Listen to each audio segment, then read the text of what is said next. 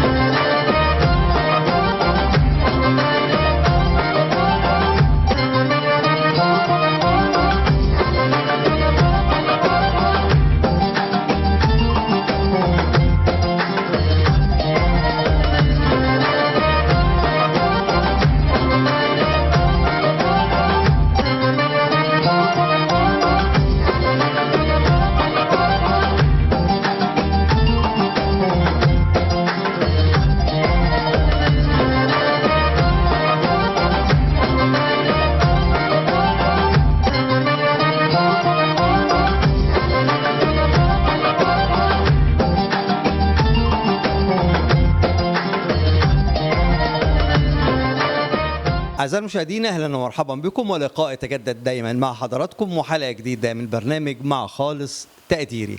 النهارده في ندوة ثقافية، ودايما احنا بنبقى حريصين كأسرة برنامج نكون متواجدين في مثل هذه الندوات، واليوم بالتحديد من النقابة العامة لاتحاد كتاب مصر اللي تحت إشرافه هذه الندوة من النقابة الفرعية لاتحاد الكتاب بالمنيا. تابعونا وهذه الحلقة ومع خالص تقديري.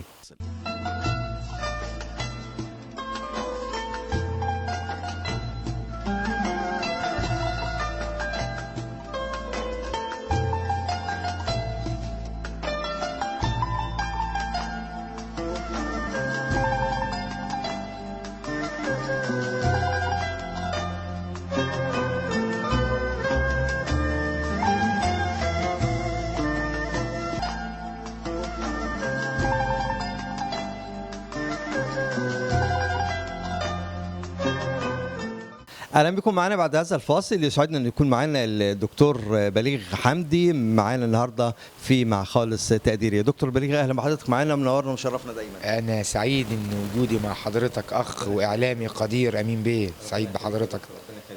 دايما لما بتبقى في يعني ندوات سريه بيبقى القاسم المشترك اسم دكتور بليغ حمدي بيبقى متواجد داخل هذه الامسيه الجميله. يعني طبعا ده من ذوق حضرتك طبعا، وشهاده اعتز بيها، واي فعاليه ثقافيه في محافظه المنيا طبيعي ما بتاخرش، واذا كانت طبعا الدعوه كريمه من النقابه الفرعيه لاتحاد الكتاب، يعني ده بعتبره بيتي، وببقى سعيد في المشاركه في اي فعاليه ثقافيه. طبعا بيبقى ليا الشرف.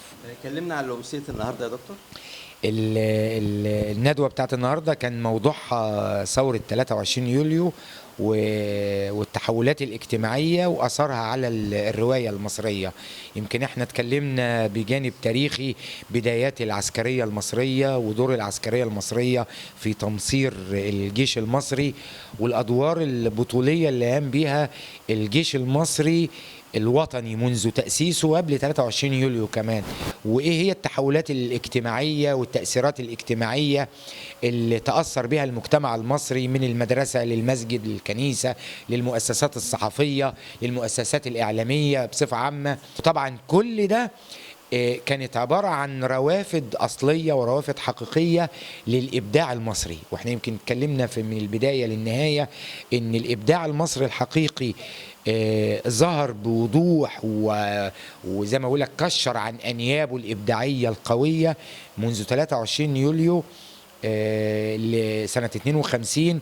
والكتاب عايز اقول بدأوا كبارا، يعني دايما نقول مثلا ان نجيب محفوظ انتهى كبيرا، لا ده ولد كبيرا كمان. وتوفيق الحكيم ويوسف السباعي ويوسف ادريس وثروت اباظة، يعني كبار الكتاب المصريين ولدوا كبارا. كان حضرتك طبعا عارف، والابداع الفني سواء في الغناء سواء في الصحافة سواء في التمثيل في المسرح، كل مجالات الفنون ولدت عملاقة. النهارده الجميل يا دكتور انك انت يعني ضفرتها بالوضع الاجتماعي والسياسي بالدراما المصريه، ودي كانت برضو يعني اضفت نوع من الحيويه والانتباه على يعني كافه المشاهدين.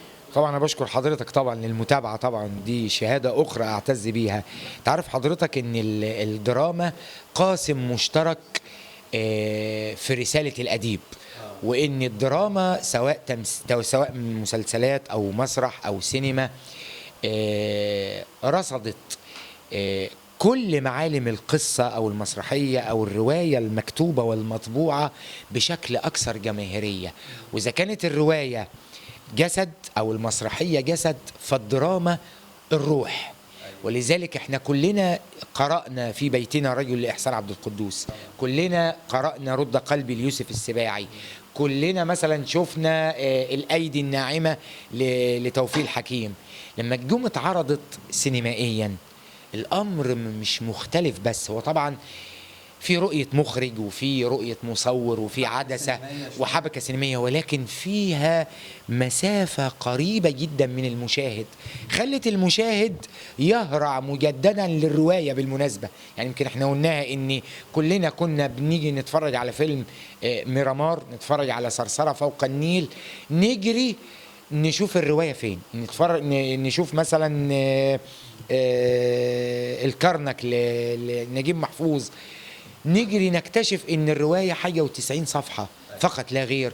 فاذا الدراما فعلا غير ان هي رصدت فكر الاديب، ولكن هي نقلت المشاهد الى الروايه. يعني وده كان الجمال، مش المشاهد الى السينما الى التلفزيون، ده لا، ده كمان عملت العكس، خلت المشاهد اللي مفتون بالشاشه الفضيه او الشاشه الكبيره، لا دي جابته الى الروايه مره اخرى. واعتقد اني برضو هرجع واقول ان من منجزات الثوره اللي هي مؤسسه السينما. مؤسسة السينما لما اتعملت وكان مسؤول عنها بالمناسبة مثلا كان نجيب محفوظ بالمناسبة، يعني شوف يعني من المفارقات ان كان مسؤول عن جهاز سينمائي ماسكه مين؟ ماسكه كاتب كبير.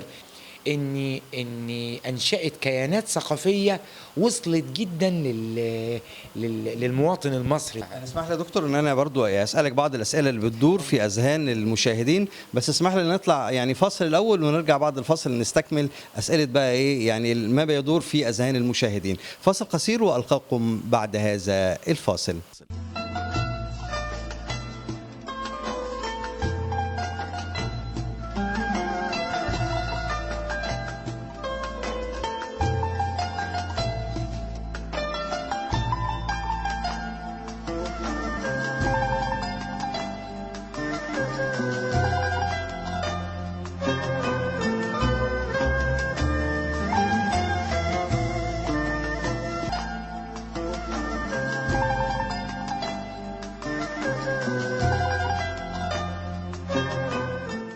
اهلا بكم معانا بعد هذا الفاصل مباشره. بنستكمل مع حضراتكم. كنا بنتكلم قبل كده عن ما يدور في اذهان الناس، ايهما افضل، ان الواحد يقرا الروايه يقراها ولا يمثلها؟ وليه الروايات اللي اتمثلت هي اللي اشتهرت اكتر من روايات كتيره جدا جميله كانت بس كانت ورقيه بقى؟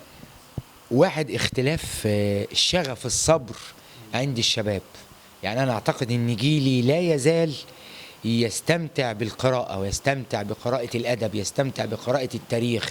العصر المتسارع زمنيا وإلكترونيا وحضاريا أعتقد أني بيميل أكتر إلى الشيء اللي فيه دراما، شيء فيه شيء مصور. ولكن الشيء التاني اللي يخلينا أن الاتنين يكونوا أقرب الصلة، احنا لو لقينا كل الكتب السماوية هو كلام طبعا سماوي إلهي، ولكن هنلاقي فيه كثيرا ضروب من ضرب المثل. هكذا الإنسان هو محتاج أنه يقرأ، وفي نفس الوقت لازم يقرأ أولا ثم يشاهد. عارف ليه حضرتك مثلا أمين بيه؟ عشان هو من نفسه يصور لنفسه أو يخلق لنفسه مساحات من التخيل، وبعد ما تتعرض يقول ياه ده أنا كنت فاكر وأنا بقرأ 1 2 3 4 على الكورنيش كان كذا، على الكورنيش كان كذا، على الكورنيش كان كذا، أو مثلا في الملاهي دي كانت كذا، أو على البحر دي كان كذا، وهكذا. ولكن ليه بيعيش وليه بيبقى؟ لا هو يبقى طبعا الدراما هي اللي أكثر. أولا إحنا في عصر الصورة، ثانيا الرواية ما فيهاش صوت، التانية فيها صوت. الصوت في الرواية داخلي بقنع نفسي بيه، لكن الرواية، لكن المسرحية المسلسل في صوت، اني بتشوف موسيقى تصويريه، بسمعني وبسمعك. بالظبط، عشان كده معلق. بنتكلم، بنعمل في حدث طبيعي، فلذلك بيبقى الدراما، بيبقى الأدب، الاتنين، ولكن الأكثر بقاء هيبقى طبعا عصر الصورة وعصر الدراما المرئية. وإن كنت أنا كبليغ متحفظ، أنا لازلت أميل إلى اللي صنعوا مش حياتي، صنعوا تكويني، ان دي الثقافه اللي انت طلعت بيها. يعني انت مهما انت بتتحب مثلا تتفرج على نيل اسوان، تتفرج على الجرانيت، تتفرج على السد العالي. انا احب اقرا قبل ما اروح، يعني انا قبل ما اروح لان اديني انا كتاب اقراه عشان اخلي الصوره في دماغي واقارن بقى الصوره الذهنيه بالواقع. بالك حمد، انا بشكرك على يعني الندوه الجميله النهارده اللي احنا حضرناها، والمعلومات القيمه اللي قلتها حضرتك معانا، ونلتقي دايما على خير. انا اللي بشكر حضراتكم طبعا، وبشكر النقابه الفرعيه لاتحاد الكتاب بالمنيا على الدعوه الكريمه. شكرا. فاصل قصير والقاكم بعد هذا الفاصل.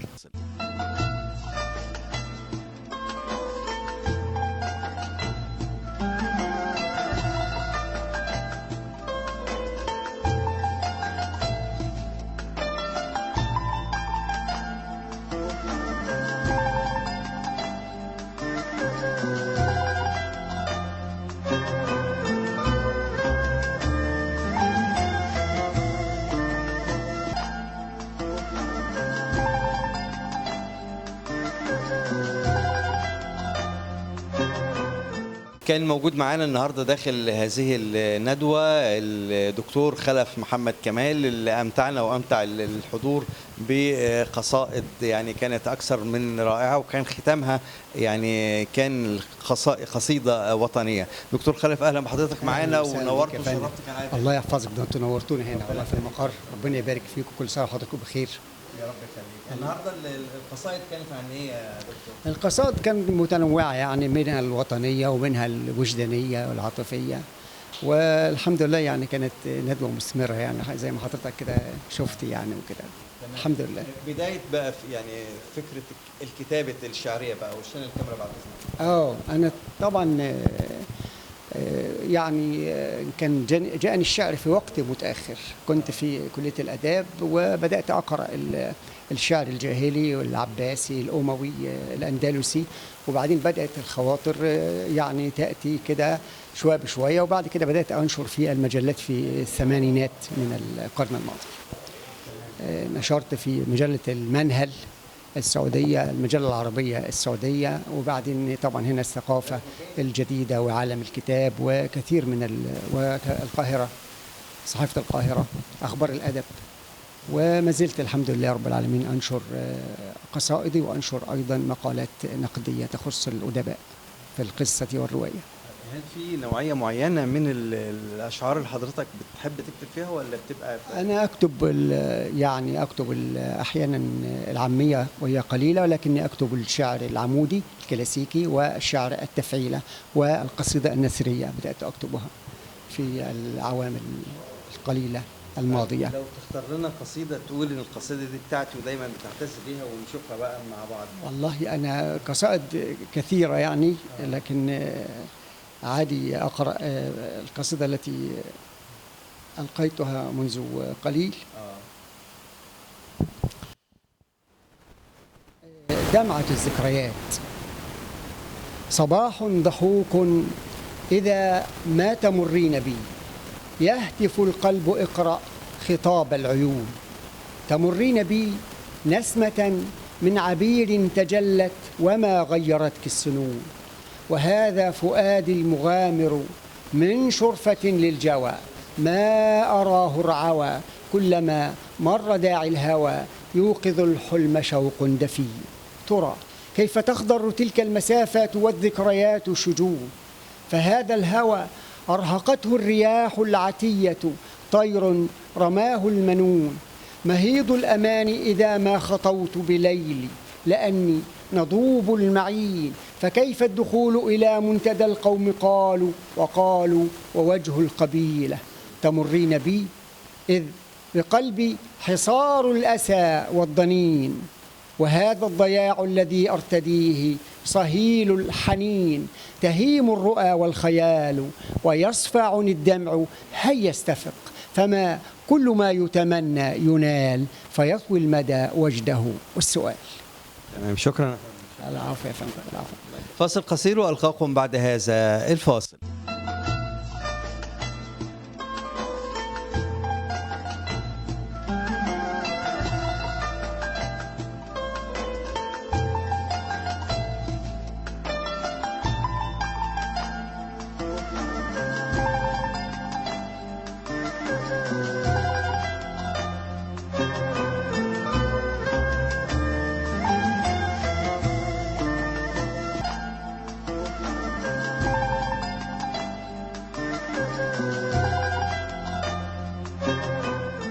اهلا بكم معنا بعد هذا الفاصل. اللي سعدنا اللي تكون معنا النهارده قامه كبيره من القامات الفنيه، ويعني رجل ليه تاريخ حافل وكبير في الصعيد في كل المجالات الفنيه والادبيه، وهو رسام ومحلل واديب وكل شيء جميل.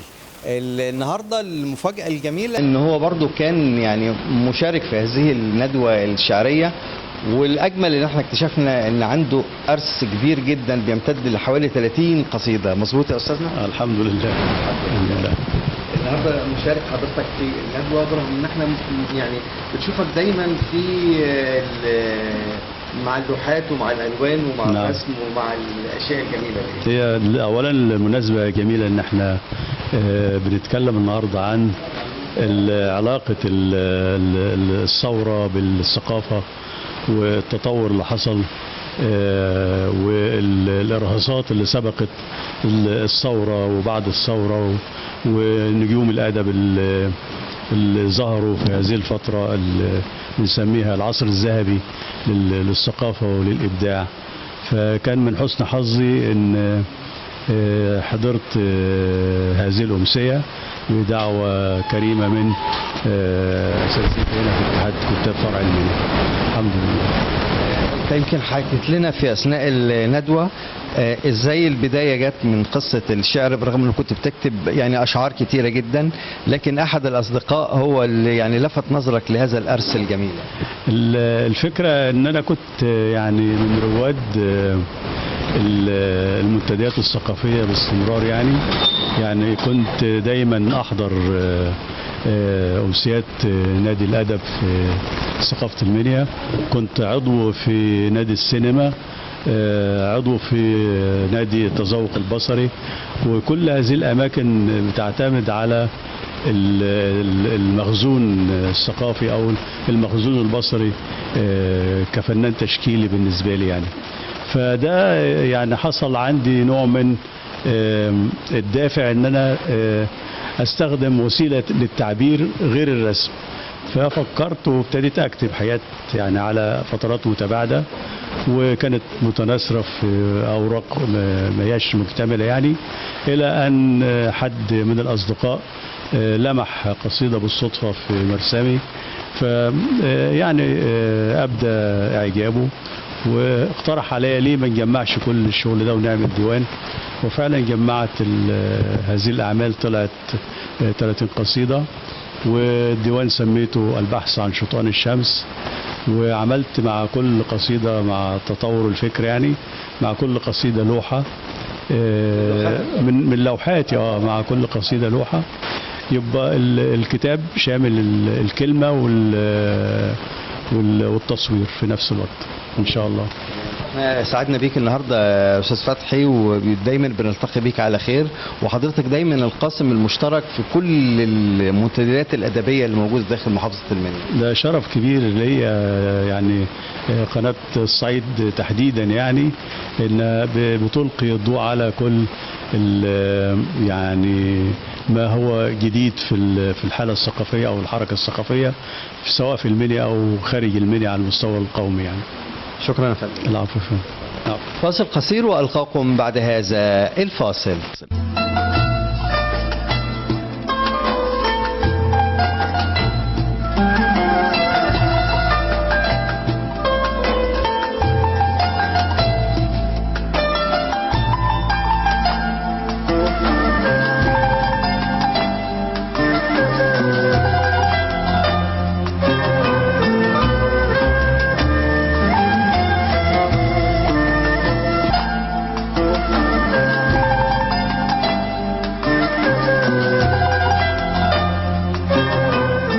اهلا بكم معنا بعد هذا الفاصل. عندما يعني تلتقي الفن بالابداع، الموسيقى بالتأليف وبالشعر وبالإخراج المسرحي وبالجوائز، معانا الأستاذة مروة فاروق. أهلا بك يا أستاذة والحمد لله على السلامة. اهلا بحضرتك. الله عارفين يسلمك. إنك أنت في أجازة يمكن اليومين دول، من حسن حظنا حضرتك موجودة معانا. ده حظي انا، وانا سعيده جدا اني بشارك النهارده معاهم في الندوه.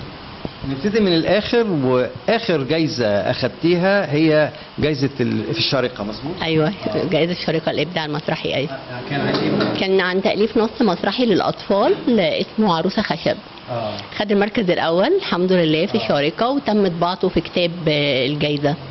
تمام. الارتباط ما بين الموسيقى وبين الشعر والتأليف والإخراج والحاجات دي، ايه الارتباط اللي بينهم؟ وطبعا الفنون كلها بتخدم بعضها، وبيبقى في حالة من الإحساس بالكلمة وبالنغمة وبالحركة. أنا كدرس موسيقى ده طبعا كان قريب قوي من المسرح، خلاني أنا يعني قادرة أعبر أكتر باللغة المسرحية. برضو أغلب الأغاني اللي بقدمها في أعمالي المسرحية بتكون من إنتاجي أنا، من شغلي يعني، من تأليفي أو من ألحاني، بالذات لو هي داخل النشاط المدرسي. باقي العروض التانية لا، يعني بيبقى الرؤية للمخرج إذا كان حابب يستعين مثلا بشاعر آخر أو ملحن. لكن هي الفكرة إن يعني أنا كدراسة ده ساعدني قوي، وخدم الفنون واداني مساحة أكتر في الرؤية وفي التعبير الفني، سواء هكتب أو هلحن أو هقدم عمل شعري. طيب قبل ما تسافري بقى، يعني ايه الجوائز اللي حصلت عليها هنا بقى في مصر؟ كان في طبعا يعني في مشاركات كتيرة، منها مثلا احنا كنا دايما مع فريق الشباب والرياضة في مسرح الطلائع، وكان أستاذنا الراحل أستاذي ووالدي وصديقي أستاذ حمدي طلبة، كنا دايما بنشارك في مسابقات المسرح الطلائع وحاصلين على جوائز جميلة جدا. وما زلنا على فكرة يعني وأنا في حالة تواصل دائم مع الفريق واستكمال لمسيرته. وحاليا ابنه المخرج عمرو برضو قدمنا السنه دي عمل وخدنا المركز الثالث في مسابقه كنوز مسرحيه في مسرح الطلائع بالشباب والرياضه. فاحنا مستمرين، وفكره السفر ما بقتش بعيده، يعني احنا حاله التواصل مستمره، وخاصه لان الكتابه المسرحيه يعني بتساعدك انك تكتب من اي مكان وتبقى على حاله التواجد مع فريقك برضو. فاحنا قدمنا دوت، وقبل كده برضو كان ليا مشاركات في كتب نصوص مسرحيه. خدت مركز في مسابقه الكاتبات العربيات مكتبه الاسكندريه، وتم ترجمه النص للغه الانجليزيه. وكثير يعني من المشاركات انا يعني مش بقف افتكر غير يمكن محطاتي الرئيسيه، لكن كان بيسعدنا الحظ كتير في وزاره الثقافه، في الثقافه الجماهيريه. برضو ليا نصوص كتير مسرحيه خدت المركز الاول، وشاركت مع مخرجين كتير. ليا نصوص شاركت في محافظات تانية، فده اسعدني قوي ان ممكن اشوف النص بتاعي بكذا رؤيه اخراجيه. فطبعا يعني في تواصل مستمر الى الان الحمد لله، السفر ما اعاقنيش عن ده. طبعا اكيد. يعني هنا طبعا كان ليكي باع كبير والناس كلها عارفاكي، وبتبتدي في موسيقى ومسرح وسينما واخراج. لما طلعتي بره اكيد الموقف كان في البدايه انك تعرفي نفسك بالناس، كان في صعوبه في البدايه. في البدايه بس يعني بحكم ان انا اشتغلت في مجال التربيه والتعليم، انا معلمه، فعلى طول مسكت المسرح المدرسي، وده ساعد كتير قوي ان انا اوصل في فكره اني انا اقدم ابداعي هناك. والحمد لله حصلت على جوائز هناك. وبرده كان ليا مشاركات ثقافيه في وزاره التراث والثقافه العمانيه، وبعض الجماعات الادبيه زي فريق اشراق الادبي، كنا بنشارك بندوات وكتابات شعريه. فالابداع ساعدنا كتير، وما كانتش حته الانتشار صعبه، يعني كان هم كمان الناس مرحبين قوي بينا، وبيتم التعاون بشكل راقي يعني قوي معانا. انا بشكرك والحمد لله على السلامه، ويعني نورتي، ودايما نشوفك بخير يا رب. اشكرك جدا، انا سعيده قوي بلقائك. ميرسي. فاصل قصير والقاكم بعد هذا الفاصل.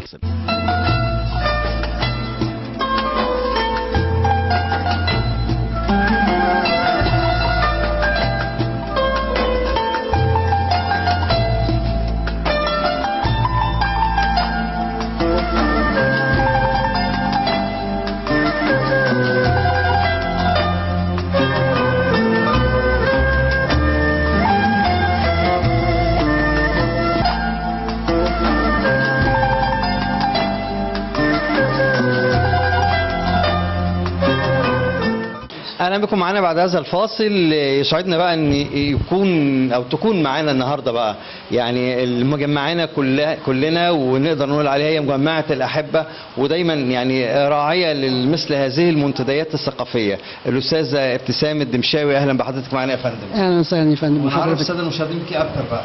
ربنا يخليك. انا ابتسام الدمشاوي، كاتبه قصه وروايه وعضو اتحاد كتاب مصر ونائب رئيس فرع النقابه في المنيا. اهلا بحضرتك. النهارده يمكن احنا سمعنا كل الناس، وايثار من حضرتك انك انت يعني الوحيده اللي ما قلتيش حاجه، ويعني ضيوفك كلهم هم اللي اتكلموا وقالوا النهارده. ربنا يخليك يا فندم. ما هو ده دورنا، يعني ان احنا هنا في النقابه كمجلس اداره بننظم الندوات ونستضيف الضيوف، ويعني بنسبه كبيره بقوم انا بتقديم الحلقه او الندوه او كده يعني. فندوه النهارده كانت يعني هي استحقاق وطني جدا، اللي هو يعني ذكرى ثورة 23 يوليو وأهدافها وتاريخها والاستفادة منها وأبطالها وهكذا يعني. وكان طبعا في ضيافتنا في ضيافتنا دكتور بليغ حمدي، استاذ الطرق والمناهج بكليه التربيه، وهو من الناس اللي هي يعني بنعتز بيهم جدا في النقابه الحقيقه. ويعني دايما لما بنطلبه في اي ندوه ما بيتاخرش الحقيقه ابدا، يعني بيستجيب وبيجهز دراسه كويسه جدا يعني انا شخصيا من اوائل الناس اللي استفدت منه النهارده في معلومات قالها يمكن انا ما كنتش قاري عنها بشكل كويس يعني. طبعا مجلس إدارة الفرع هنا بيتكون من 5 أشخاص. أستاذ محمد عبد القوي حسن، شاعر من مركز العدوى، بس هو بيعتذر عن الحضور النهارده. وأنا نائب الفرع، نائب رئيس الفرع، ودكتور خلف كمال أمين الصندوق، والدكتورة أسماء عطا السكرتير العام، والاستاذ القاص الاديب محمد عبد الحكم مسؤول الاعلام في الفرع يعني. النهارده الندوه كانت بمناسبه ثوره 23 يوليو تقريبا، وكانت يعني معظم القصائد كانت قصائد وطنيه تقريبا. ده حقيقي، لان احنا بعد الندوه كنا عاملين حسابنا ان الندوه منقسمه لجزئين. الجزء الاول هو الجزء الثقافي، او اللي كان العنوان بالظبط التحول الاجتماعي بعد ثوره يوليو. التحول الاجتماعي ده طبعا بيشمل، بنعرفه منين؟ بنعرفه من خلال الادب، لان طبعا احنا ككتاب بيهمنا دايما نشوف تاثير اي حدث مجتمعي على الناحيه الادبيه. فهو العنوان النهارده كان ثوره يوليو والتحول الاجتماعي، قراءه في الروايات المعاصره. وبالفعل طبعا الدكتور بليغ جمع مجموعه من الروايات الجميله المتعلقه بثوره يوليو، واتكلمنا عنها، وحصلت مناقشات ومداخلات مع الحضور، يعني كانت برضو مداخلات مصريه وجميله. والجزء الثاني كان من الأمسية، كان أمسية شعرية، وبرضو كان كل يعني الناس كانت جاية متحمسة فعلا لإلقاء قصائد وطنية، لأن طبعا احنا كلنا بنحب بلدنا يعني ولازم نعبر عن ده في كل وقت. بقى يعني اللقاءات مثل هذه الندوات بتبقى في مناسبات مثلا قوميه، ولا ممكن في اي وقت؟ لا في اي، احنا اصلا يعني عند ده المقر الدائم لينا ده بنعمل فيه ندوه كل اسبوعين. مره تبقى ندوه متخصصه في مناقشه روايه الكاتب من كتاب المنيا، او مجموعه قصصيه، او شعر يعني ديوان شعر. بنشوف اعضاء اتحاد الكتاب اللي هم انتجوا كتب جديده او روايات او قصص، ونعمل لهم مناقشه فيها. دي اسمها ندوه تخصصيه، اللي هي خاصه بالادباء والكتاب. بعد كده المناسبات طبعا الاجتماعيه لازم نكون مشاركين فيها، يعني زي 6 اكتوبر بنعمل دايما مؤتمر في ذكرى 6 اكتوبر، بنعمل امسيه في 23 يوليو، بنعمل حاجات تانية كتير، حتى في الحاجات المناسبات الدينيه احيانا بنعمل برضو مشاركات في الاعياد والحاجات دي يعني. أنا بشكر حضرتك وبشكرك يعني على دعوة أسرة البرنامج للندوة يعني الثقافية الجميلة دي، ونتمنى لك دايما التوفيق، ونتمنى للنقابة الفرعية لاتحاد الكتاب يعني بالتوفيق إن شاء الله. ونشكر طبعا النقابة العامة لاتحاد كتاب مصر على إشرافها على هذه الندوات. تمام، شكرا يا فندم لحضرتك، احنا اللي سعداء بوجودكم معانا دايما يعني.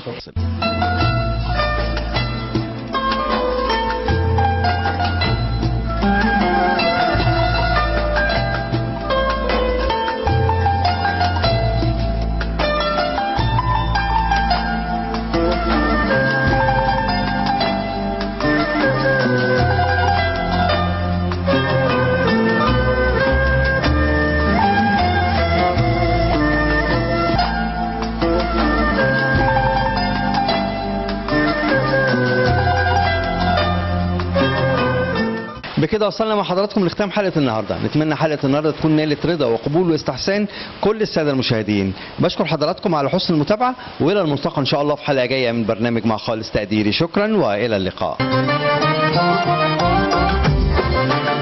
مع خالص تقديري.